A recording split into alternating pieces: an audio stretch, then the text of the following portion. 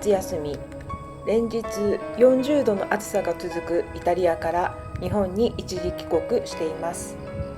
でも今年の夏の一時帰国はいつもと違って悲しい夏休みとなりました。施設で介護を受けていた父が8月16日に亡くなりました。その前日、父が元気だった頃によく散歩していた思い出の場所を訪れて撮影しました。イタリアにいる頃から父の容体があまり良くないことは聞いていました。私が帰るまで間に合うだろうか。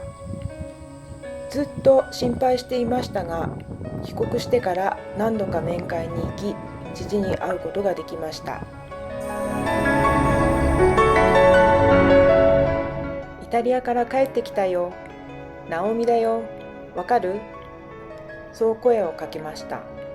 きっと分かってくれていたと思います。でも、もう話すことも難しい様子で、あまり言葉を交わすことはできませんでした。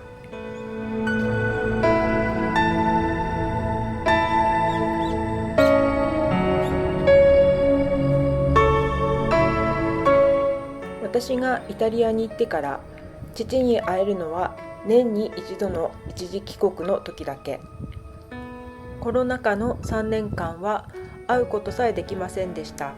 寂しい思いをさせてしまったと思います。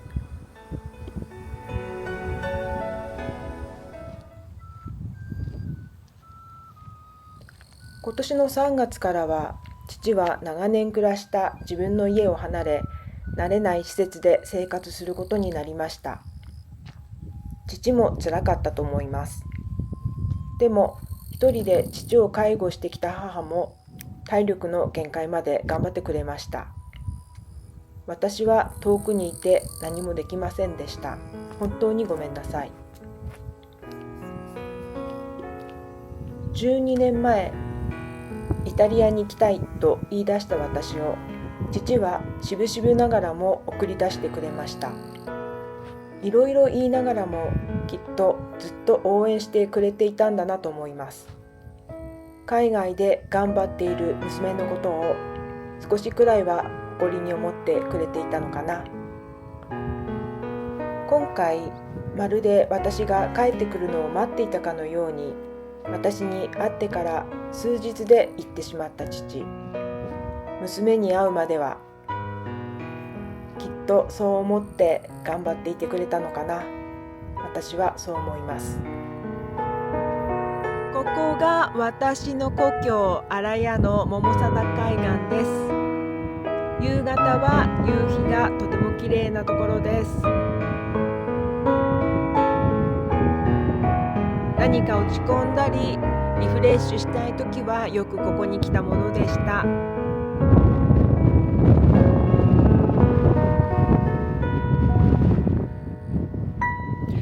向こうに鳥海山が見えます。今日は綺麗に見えてますね。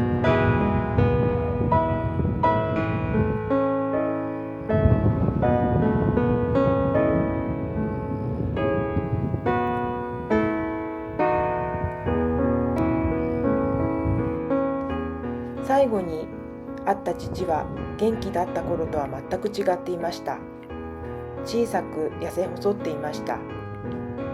子供の頃、私はお父さん子でいつも父にくっついていました。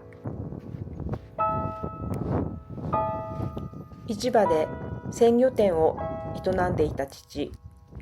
仕事場では大きなマグロをいつもさばいていました。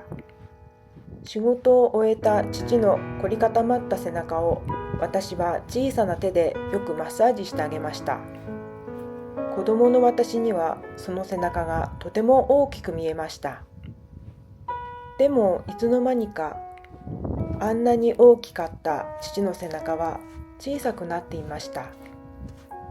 父の背中が小さくなったのか、私が大きくなったのか、きっと両方なんだと思います。今になって思います。私はずっとあの大きな背中に守られてきたんだなと。最後に見た父にはもうあの頃の面影はほとんどありませんでした。小さく痩せたおじいちゃんになっていました。そして父はお骨になって千の風になってしまいました。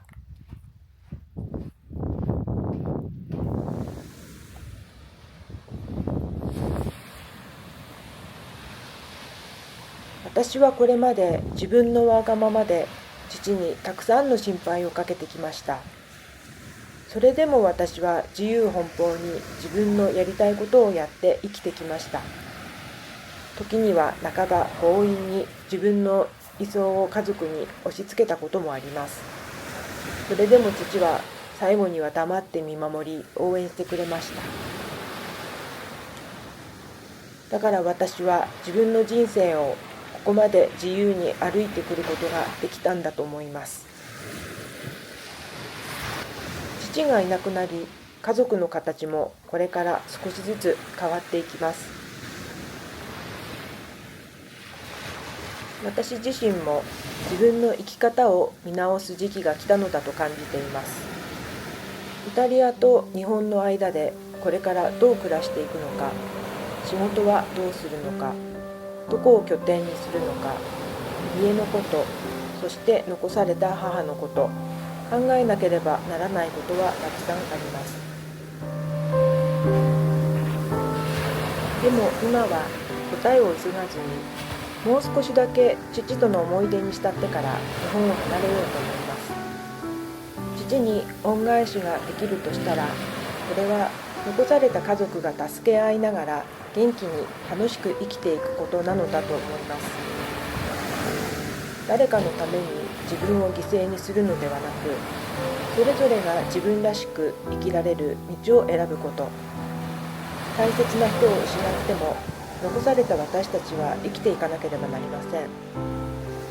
これからも父が近くで見守っていてくれる、そう思いながら生活の基盤がどこであっても私は私らしく生きていきたいと思います。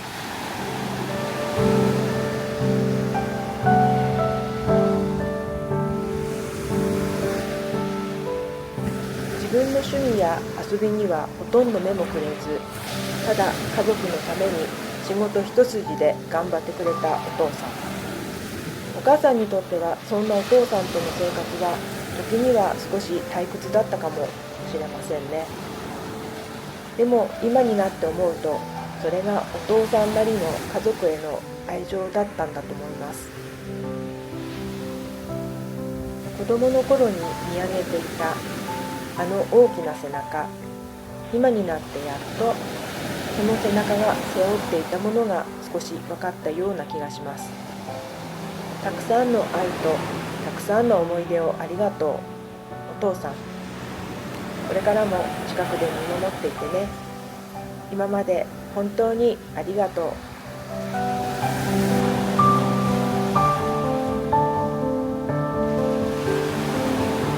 お父さん、ありがとう。これからもずっと見守っていてね。ありがとう。